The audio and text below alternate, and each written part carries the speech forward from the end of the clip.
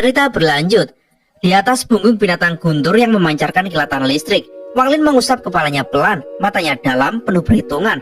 Aku tidak tahu harta apa yang muncul di alam surgawi guntur, tapi para utusan itu pasti akan saling bunuh demi mendapatkannya. Gumamnya suram. Binatang guntur meraung pelan, berubah menjadi cahaya petir yang melesat cepat menembus langit. Konon, manik penantang surga pernah muncul di sabuk asteroid wilayah selatan. Sejak itu, petir di sana berubah liar, menciptakan danau guntur, tempat terbaik untuk menumbuhkan mantra guntur. Menyadari itu, mata Wang Lin berkilat tajam. Ia menghela nafas dan mempercepat laju binatang guntur. Di dasar danau guntur, Wang Lin duduk bersila di tengah pusaran petir. Suara guntur memekakkan telinga, namun ia tetap diam. Matanya tertutup. Ia merapal perlahan mantra asal guntur, mantra kuno yang hanya diketahui kultivator langkah kedua. Teknik untuk mengekstrak esensi murni petir surgawi menjadi milik sendiri. Namun, teknik ini sangat berbahaya. Jika kultivasinya tak cukup, petir bisa menghancurkan jiwa asal. Sedikit ceroboh berarti kematian. Beruntung, Wang Lin berbeda. Tubuh barunya terbentuk dari guntur. Jiwanya adalah guntur itu sendiri. Teknik ini terasa seperti dibuat khusus untuknya. Ia membentuk segel rumit. Udara beriak, menggetarkan ruang dengan 9 pola segel berbeda. Segel itu memancarkan aura agung yang menarik petir. Dalam gemuruh mengguncang bumi, kilatan petir surgawi melesat bagai naga kelaparan ke arahnya. Namun, sesaat sebelum menghantam, petir itu lenyap ke dalam tubuh Wang Lin. Di sana, pusaran energi muncul, memeras sedikit demi sedikit energi asal murni. Proses ini sangat menyakitkan dan memakan waktu lama. Tubuh Wang Lin diguncang, tapi ia bertahan. Sedikit demi sedikit, seutas guntur hancur, meninggalkan jejak tipis energi asal yang tak murni. Sangat sedikit, begitu kecil hingga sulit terdeteksi. Tapi Wang Lin tersenyum tipis. Untuk kultivator langkah pertama, energi asal adalah harta langka. Bahkan para askenden mendambakannya. Ia menekan rasa senang dan perlahan memadu energi asal itu ke jiwa asalnya untuk dimurnikan. Tapi tiba-tiba bencana terjadi. Energi asal itu berontak liar bagai kuda tak bertuan, menghantam jiwa asalnya dengan keras. Wang Lin tak sempat mengendalikannya. Energi itu malah menyatu ke manik penantang surga di dalam tubuhnya. Tiba-tiba tubuh Wang Lin berguncang hebat. Wajahnya pucat pasi. Rawangan petir terdengar hanya oleh telinganya. Jiwa asalnya bergetar kacau. Manik itu pelan-pelan keluar dari dahinya, tak mau lagi tunduk padanya. Melayang di udara, manik itu memancarkan cahaya misterius. Dan pada saat itu, danau guntur menjadi gila. Naga-naga petir muncul di segala penjuru. Peraung liar menghantam manik dengan ganas. Namun manik itu menyerap mereka satu persatu. Cahaya ungu tebal berbentuk semakin terang hingga menyilaukan. Wang Lin terpaku. Ia tahu pemandangan ini. Hal serupa pernah terjadi sebelumnya, tapi kali ini lebih kuat, lebih dahsyat. Cahaya ungu itu meledak, membentuk pembatasan misterius. Di baliknya, sebuah pintu raksasa muncul di udara. Wang Lin menahan nafas. Ia sadar manik itu dulu muncul di tempat ini. Ia tak sengaja membawanya pulang. Kini, manik yang sudah mengakui dirinya sebagai pemilik sedang bangkit kembali. Di balik pintu, sebuah lengan raksasa muncul lagi. Namun kini dibelit rantai petir ungu. Guntur surgawi menahannya dengan paksa. Wang Lin mengamati tajam. Ia sadar inilah peluang emas sekali seumur hidup. Jika lengan itu tak terikat, ia tak akan berani mendekat. Tapi sekarang, ia tak boleh ragu. Ia mengerahkan semua tenaga, menembus badai petir, mendekati pintu. Lengan raksasa berguncang, tapi rantai petir menahannya. Saat Wang Lin menembus celah pintu yang terbuka sedikit, dunia berhenti. Tubuh Wang Lin membeku, matanya terbuka lebar. Kesadarannya seolah tersedot ke dalam kekacauan tanpa akhir. Ia kehilangan rasa pada tubuhnya. Saat kesadarannya tersedot lewat celah pintu itu, Wang Lin langsung mengenali tempat ini. Matanya menyipit. Ini ruang manik penantang surga. Ia pernah ke sini. Tempat itu penuh kekacauan abu-abu. Kadang muncul bola-bola cahaya aneh yang berdenyut seperti jantung semesta.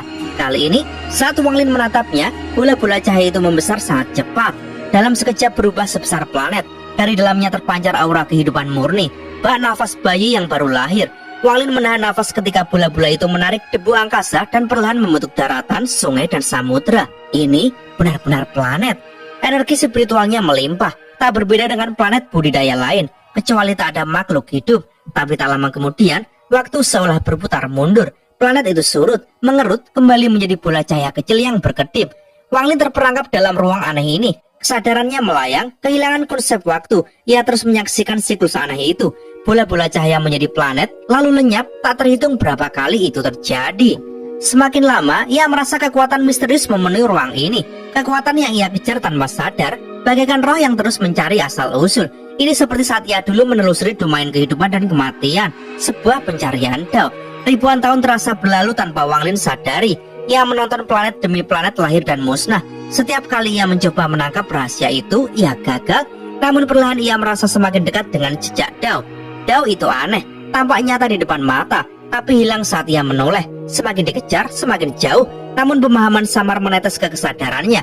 Ia mulai menyadari Dao itu seperti hukum yang mendahului keberadaan segalanya. Dalam kekosongan tanpa ujung itu, Wang Lin tiba-tiba melihat sebuah planet berbeda. Planet ini alami, tidak lahir dari bola cahaya. Vitalitasnya lemah namun hangat, menenangkan. Di dekatnya ada dua planet kecil yang tampak saling terikat. Saat Wang Lin mendekat, salah satu planet kecil memancarkan riak kegembiraan seolah menyapanya. Wang Lin tertegun. Ia ingin mengulurkan tangan dan di ruang itu cukup berpikir membuat tangannya muncul. Ia menyentuh ketiga planet itu. Dalam riak halus mereka berubah menjadi tiga cahaya yang mengalir masuk ke telapak tangannya. Saat itu Wang Lin berhenti mengejar Dao. Dalam transenya ia menjadi Dao itu sendiri. Kesadarannya menenangkan diri dan ia berubah menjadi bola cahaya murni. Bola itu perlahan menyerap debu angkasa, membesar dan akhirnya membentuk planet baru. Planet itu indah, gunung megah, sungai berkelok, samudra biru bagaikan langit. Di utara planet itu hanya ada satu keluarga, seorang pria dan seorang wanita yang hidup damai. Desa-desa di sekeliling mereka makmur, semua tampak tentram. Suatu hari di selatan planet muncul cahaya melesat. Di dalamnya seorang wanita berbaju putih, wajahnya cantik lembut, rambut hitam terurai ditiup angin. Ia menatap tanah di bawah, menggigit bibir sambil berbisik. Kenapa dunia ini terasa begitu akrab? Ia merenung lama, menata rambut di telinga dengan tangan sehalus giok lalu menggeleng. Aku ingin menemukan jawabannya. Suaranya tegas, tertiup angin saat sosoknya lenyap ke cakrawala. Waktu berlalu tanpa akhir, dunia berubah, tetapi tiga orang itu tak berubah. Dua di antaranya tetap hidup damai, yang satu terus mencari jawabannya. Hingga akhirnya Dao tiba. Planet menghilang, semuanya runtuh menjadi ketiadaan. Tiga sosok itu berubah menjadi tiga bola cahaya. Sebuah telapak tangan raksasa muncul, menggenggam mereka lalu melayang pergi. Saat telapak itu hilang dalam kekosongan, terdengar suara Wang Lin menggema. Jadi, inilah Dao. Suara itu perlahan sirna, menyatu dengan kehampaan. Semua yang ia cari selama ini ternyata berakhir pada dirinya sendiri. Dia sendiri adalah Dao. Langit dan bumi dipenuhi Dao yang tak terhitung jumlahnya, dan dia sekarang adalah bagian dari itu. Wang Lin menatap kekacauan bola cahaya yang lahir lalu hancur, mengalami siklus hidup dan mati tanpa akhir. Ia melihat karma dalam wujud paling murni, sebab dan akibat, seperti pencarian limuan atau kehidupan biasa Wang Ping. Saat Wang Lin merasa seolah memahami segalanya, namun pemahaman itu juga dipenuhi kebingungan. Seperti ombak di pikirannya yang makin kuat hingga mengguncang kesadarannya. Ia terbangun.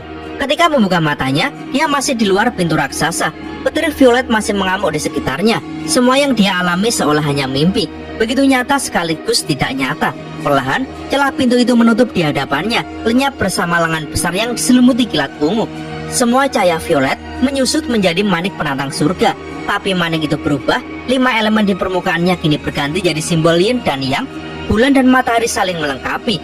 Manik itu melayang dan masuk ke antara alis Wang Lin. Dia menutup matanya, semua adegan dari mimpi itu terus bergema di benaknya. Wang Lin menyadari betapa berharganya itu, sebuah kesempatan surgawi. Dia tidak akan pernah bisa menjelaskannya, bahkan takut menceritakannya. Ia tahu jika orang seperti Olsir tahu, mereka rela menyerahkan semua kekayaan dan bahkan planet Tianyun untuk mendapat kesempatan seperti ini. Karena ini adalah kunci menuju langkah ketiga, tingkat kultivasi yang diimpikan semua kultivator. Mereka yang memahami Dao di pagi hari tak menyesal mati di senja. Pencarian ini tidak menaikkan kultivasinya, tetapi menyempurnakan Dao-nya. Saat berdiri di depan pintu itu, Wang Lin dulu merasa dirinya hanya semut di hadapan eksistensi agung. Tapi kini, meski dia masih semut, dia adalah semut yang telah melihat langkah ketiga. Saat Wang Lin tenggelam dalam pikirannya, danau guntur di bawahnya bergemuruh hebat. Petir menyebar ke segala arah. Di kejauhan, sinar kilat melesat melewati asteroid. Di atas binatang guntur berlapis zirah hitam, duduk pria berambut hitam, matanya tajam dan penuh kehati-hatian. Ketika dia mendekat, wajahnya mengeras. Fluktuasi guntur ini terlalu kuat. Dia mengenal tempat ini, sudah sering dia kesini untuk menumbuhkan mantra asal guntur. Tapi sekarang dia sangat waspada, aura di sini jauh lebih mengerikan dari biasanya. Dia terus maju, makin dekat ke pusat. Danau guntur itu kini jauh lebih kecil, setengah dari ukuran sebelumnya.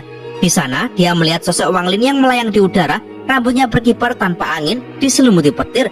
Pria berambut hitam itu terkejut. Penampilan orang ini seperti batu yang dilempar ke kolam tenang, menciptakan riak besar. Wang Lin perlahan membuka matanya. Sepasang mata itu seolah memuat dunia, seolah bisa menembus hukum langit dan bumi. Tatapan itu membuat pria berambut hitam merasa dirinya hanya semut. Dia tidak bisa menggerakkan tubuhnya, detak jantungnya seperti mau meledak. Energi asal di tubuhnya mengamuk tak terkendali. Ia merasa jiwanya terbakar oleh tatapan itu. Apa ini? Kekuatan macam apa? Keringat mengucur deras, mulutnya kering. Dia menyesal datang ke sini. Binatang guntur di bawahnya lebih parah. Tubuh raksasanya gemetar ketakutan dan mulai larut bagai tanah kembali ke bumi.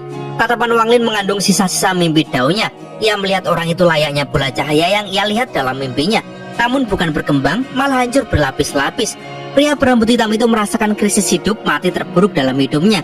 Jiwanya menyusut, energi asalnya terbakar habis. Jika tatapan itu bertahan sedikit lebih lama, dia yakin dia akan hancur tanpa sisa. Wang Lin akhirnya menutup matanya lagi. Pria berambut hitam itu jatuh lemas, basah kuyup oleh keringat.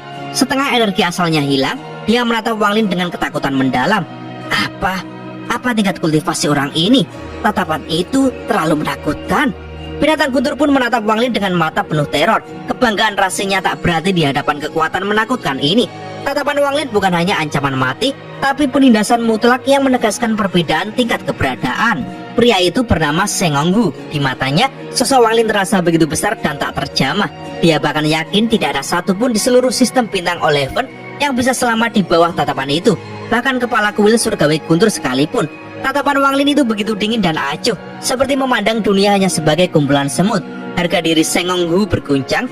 Biasanya dia penuh ambisi untuk melawan, tapi menghadapi kekuatan setinggi ini, dia hanya bisa tunduk. Itu pemandangan Dao. Legenda itu nyata. Ketakutannya berubah jadi kegembiraan fanatik. Orang biasa bermimpi, para kultivator mengejar pandangan Dao, tapi pandangan Dao adalah legenda. Seng Honghu hanya mendengar rumor tentang seseorang di masa lalu yang sekali melontarkan mantra pandangan Dao, dan semua kultivator langkah kedua langsung kalah, bahkan sebelum bisa menggunakan satu jurus. Sekarang dia melihatnya sendiri. Gemetar, dia turun dari binatang guntur, berdiri penuh hormat. Baru dia sadar di dekat Wang Lin ada boneka duduk di asteroid, dan binatang guntur bertanduk perak menatap tunduk di tepi danau. Boneka Yin ilusi. Binatang guntur bertanduk perak. Dia pembawa pesan kuil guntur surgawi. Seng Honghu tidak berani percaya seorang utusan, tapi memiliki kekuatan seperti ini. Wang Lin membuka matanya lagi, sorotnya tenang, normal, tapi ia juga terkejut. Apa itu tadi? Langkah ketiga? Ia mengerti, pengalaman itu seperti mimpi, tapi sangat nyata. Itu bukan sesuatu yang bisa dia minta ulang sesuka hati. Tingkat kultivasinya terlalu rendah untuk benar-benar memahami semuanya, tapi dia sudah melihat gerbang menuju langkah ketiga. Kesempatan surgawi itu membuatnya sadar. Jika Alsir tahu tentang ini, mereka rela membakar seluruh planet Tianyun untuk mendapatkannya. Karena langkah ketiga adalah puncak yang selama ini dicari semua kultivator. Seng Honghu akhirnya bersujud. Junior Seng Honghu, utusan tingkat 2 kuil guntur surgawi, menyapa senior. Orang-orang yang mengenal dia pasti tak percaya. Seng Honghu dikenal kejam, angkuh, bahkan bakatnya diakui sebagai salah satu dari 30 terbaik di sistem bintang Oleven. Dalam 1000 tahun saja, dia sudah hampir menembus tahap Nirvana Scryer. Tapi sekarang dia gemetar di tanah. Wang Lin hanya menatapnya datar. Setelah melihat langkah ketiga, sikapnya berubah. Biarpun dia masih di tahap Askenden, jiwanya sekarang berbeda. Bahkan kalau Alsir muncul, dia tak akan lagi gentar. Seng Honghu menunduk dalam-dalam, gemetar diingatkan akan tatapan mengerikan tadi. Bahkan binatang guntur di sampingnya menurunkan kepala. Kebanggaan makhluk buas itu hancur. Wang Lin berkata datar, "Ada apa?" Nadanya seolah masih setengah bermimpi, tenang tapi menakutkan. Seng Honghu tersentak, suaranya gemetar. Junior? Tapi Wang Lin melambaikan tangan, suaranya dingin. Jika tidak ada apa-apa, cepat pergi. Seng Honghu terkejut. Baginya, orang seperti Wang Lin wajar bersikap seperti ini. Dia bahkan bersyukur Wang Lin tidak membunuhnya. Dia tahu betul tatapan itu sebenarnya telah menyelamatkannya, karena tanpa itu dia sudah mati tanpa sisa. Menggigil, Seng Honghu akhirnya berseru, "Senior, mohon izinkan saya berikrar kepada Anda." Wang Lin menoleh heran. "Ikrar?" Dengan suara gemetar tapi tulus, Seng Honghu menjelaskan, "Junior tahu saya tidak layak, tapi saya benar-benar tulus. Saya punya banyak keluarga. Saya bisa memenuhi semua permintaan senior. Mohon izinkan saya berikrar, bahkan menyerahkan sebagian jiwa Dao saya." Saat dia berbicara, jari-jarinya membuat segel. Cahaya hitam keluar dari dahinya. Jiwa Dao-nya, inti dari kultivasi seorang kultivator. Menyerahkan jiwa Dao adalah sumpah tertinggi. Artinya meski dia tidak mati, hatinya akan selamanya terikat pada orang yang menerimanya. Seng Honghu gemetar tapi mantap. Dia benar-benar ketakutan oleh tatapan Wang Lin. Dia yakin kalau dia melewatkan kesempatan ini, dia akan menyesal seumur hidup. Wang Lin menyipitkan mata. Setelah merenung cukup lama dia bertanya, "Kamu tidak akan menyesal?" Seng Hong Hu membungkuk dalam, suaranya bergetar. "Junior pasti tidak akan menyesal." Wang Lin akhirnya mengelurkan tangan. Cahaya hitam jiwa Dao Seng Hong Hu melayang, ditelan Wang Lin menyatu ke dalam jiwa asalnya. Baru kemudian dia bertanya tenang, "Kenapa kau datang ke sini?" Seng Hong Hu menarik napas dalam, menahan gemetar. "Alam Guntur Surgawi akan segera dibuka. Junior ingin meminjam tempat ini untuk menumbuhkan energi asal." Wang Lin hanya diam dengan ekspresi netral saat menyerap jiwa Dao Seng Hong Hu. Ia bisa merasakan domain pria itu mirip Ling Tianhao, kuat tapi menapaki jalur berbeda. Tapi tanpa tahu pengalaman hidupnya, Wang Lin tak bisa menafsirkan semuanya. Berapa lama lagi sebelum alam surgawi Guntur dibuka? Suara Wang Lin datar, matanya sedikit terpejam. Seng Hong Hu menunduk hormat. 10 tahun lagi senior, lalu seseorang bisa menggunakan tungku Guntur untuk masuk. Wang Lin termenung. Dia tahu benar, berbeda dengan alam surgawi hujan dulu. Kali ini dia bisa menyerap batu giok langit sepuasnya. Perjalanan ke alam surgawi Guntur ini bisa menjadi kunci untuk menyelesaikan kultivasinya. Alam surgawi itu rusak. Apa batas kultivasi untuk masuk? Tatapan Wang Lin menajam. Seng Hong Hu sempat ragu sebelum akhirnya menjawab. Di sistem bintang All Heaven, alam Guntur tidak terlalu rusak. Batasnya tahap akhir Askenden. Tapi kuil surgawi Guntur punya cara untuk memasukkan pembudidaya langkah kedua, asal kekuatan mereka tidak melebihi tahap awal Nirvana Scryer. Wang Lin mengangguk pelan. Dia menanyakan detail lain. Dia mengonfirmasi alam surgawi hujan dan Guntur dulunya memang bagian dari alam surgawi kuno. Akhirnya Wang Lin menatap Seng Hong Hu dan berkata datar, "Lupakan, kau boleh tinggal di sini dan berkultivasi, tapi jangan ganggu aku." Seng Hong Hu cepat-cepat menunduk dalam. Rasa syukur memenuhi dadanya. Dia tahu dia terluka parah. Dengan waktu pemulihan 10 tahun, ini tempat terbaik baginya. Ia merasa lega, bahkan sangat hormat pada Wang Lin. Senior ini sungguh luar biasa. Tatapannya, aku bahkan tidak berani melawannya. Wang Lin tidak berkata apa-apa lagi. Dia berjalan pelan ke arah Danau Guntur. Seng Hong Hu menatapnya. Awalnya dia tidak sadar, tapi perlahan dia tersentak. Dia melihat Wang Lin berjalan ke dalam danau, melewati jarak 100 langkah sebelum akhirnya duduk bersila. 100 langkah? Aku bahkan hanya bisa 10. Tubuh Seng Hong Hu memang terluka parah. Bahkan untuk bergerak 10 langkah saja dia sudah mengerahkan semua kekuatan. Ia duduk dan mulai memulihkan diri dengan mantra asal Guntur. Di sampingnya, binatang Guntur miliknya menunduk ketakutan. Naluri binatang itu membuatnya ngeri pada Wang Lin. Tatapan Wang Lin telah menghancurkan semua harga dirinya. Saat ia hendak rebah, terdengar raungan pelan. Binatang Guntur milik Wang Lin mendekat. Ketika lewat di dekat binatang Guntur Seng Hong Hu, ia hanya menatap sekilas dan membuat binatang itu mundur ketakutan setengah mati. Binatang Guntur bertanduk perak Wang Lin malah santai. Ia berjalan sekitar 10 langkah ke dalam danau Guntur lalu berbaring nyaman, menyerap Guntur dengan damai. Di kejauhan, boneka penjaga surgawi duduk di asteroid, matanya kadang melirik ke arah Seng Hong Hu. Wang Lin duduk tenang di danau Guntur, memusatkan diri. Dia tahu 100 langkah adalah batasnya sekarang. Itu pun hanya karena dia pernah melihat gerbang menuju langkah ketiga. Jiwanya telah berevolusi, memungkinkannya bertahan sejauh itu. Dia merasakan Guntur di sekelilingnya. Setiap helai Guntur dipenuhi energi asal. Semakin dekat ke pusat danau, Guntur semakin murni dan kuat. Bahkan di tepi, ia masih bisa menarik energi asal untuk memelihara jiwanya. Dia mulai mengaktifkan mantra asal Guntur. Energi asal perlahan tersaring dan diserap, menutrisi jiwa asal yang terkuras akibat pertempuran melawan pertapa Guntur dan penggunaan potongan surgawi. Prosesnya menyakitkan, tapi perlahan memulihkan. Kadang Wang Lin membentuk segel dengan tangan, menyebabkan riak besar Guntur menyebar. Ledakan Guntur membangunkan Seng Hong Hu. Dia membuka matanya dan menatap takjub. Dia benar-benar bisa menarik begitu banyak Guntur. Kalau aku yang mencoba, tubuhku pasti hancur dan jiwa asalku rusak. Tapi dia juga bersemangat. Aku harus berusaha lebih keras. Dia menahan sakit dan mulai menyerap Guntur lebih banyak. Wang Lin sendiri perlahan meningkatkan jumlah Guntur yang diserapnya. Dari 10 kali lipat Guntur normal menjadi 20 kali. Tubuhnya seperti logam merah panas yang dilempar ke dalam danau petir, menelan Guntur tanpa henti. Waktu berjalan cepat, 2 tahun berlalu. Selama itu, Wang Lin nyaris tak bergerak. Tapi dari luar, dia tampak seperti pusat badai, menyerap Guntur seolah tak ada habisnya. Seng Hong Hu juga bekerja keras. Luka-lukanya berangsur pulih. Ia mulai bisa menarik lebih banyak Guntur. Wang Lin memperhatikannya diam-diam, mengamati bagaimana Seng Hong Hu bisa menyerap 10 kali lebih banyak dari setiap helai Guntur dibandingkan dirinya. Wang Lin menyadari kemampuan menyerap energi asal sangat berkaitan dengan seberapa banyak energi asal yang dimiliki seseorang.